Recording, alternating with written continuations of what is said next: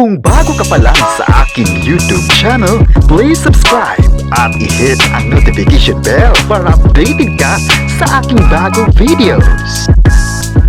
Kim Chiu, may pasabog sa mga fans. Bakit kaya nagbago ang lahat? Ang buong detalye, alamin!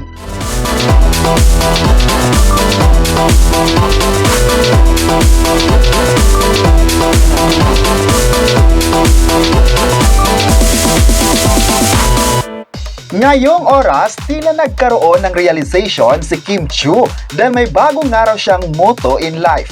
Meaning, may bago na siyang pinaniniwalaan o sinusunod sa buhay niya ngayon. Medyo na-curious lang ang lahat nang sinabi niya sa kanyang ex-post na pagod na raw siya sa mga everything happens for a reason. Kaya yun kasi, kumbaga tatanggapin na lang lahat ng mga nangyari dahil paniniwalang nangyari naman ang lahat dahil may dahilan.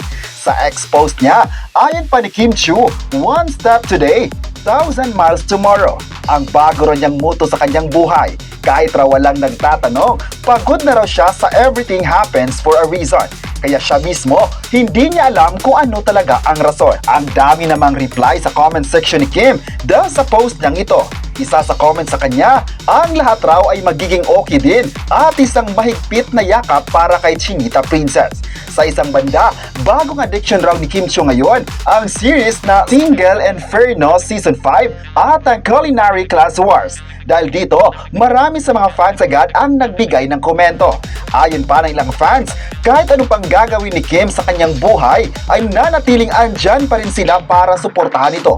Kahit anong mga pagsubok raw ito, ay palaging lang ipakita sa Chinita Princess na kasama sila sa mga desisyon na gagawin niya sa buhay. At ang pagmamahal nila sa actress ay mananatiling malakas pa rin dahil hindi naman talaga sila binigo ng actress at TV host sa mga proyekto na kanyang ginawa sa ABS-CBN. Kaya sa kanyang post, masaya sila na marami pa rin mga tao ang nagbigay ng magagandang mensahe kay Kim Chiu.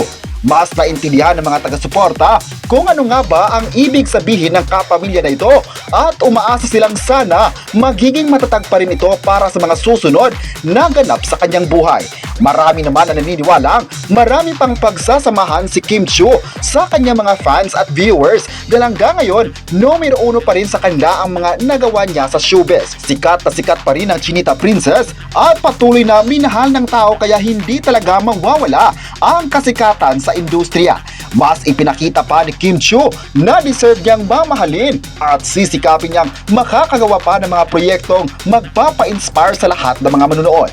May nagkomento naman na ang mga proyekto ni Kim Chiu ay isang patunay na buhay pa rin ang tiwala ng lahat sa kanya. Kayo, ano ang masabi nyo na may pahayag si Kim Chiu sa lahat? I-comment na kung mahal mo ba siya bilang artist at huwag kalimutang i-subscribe ang ating YouTube channel.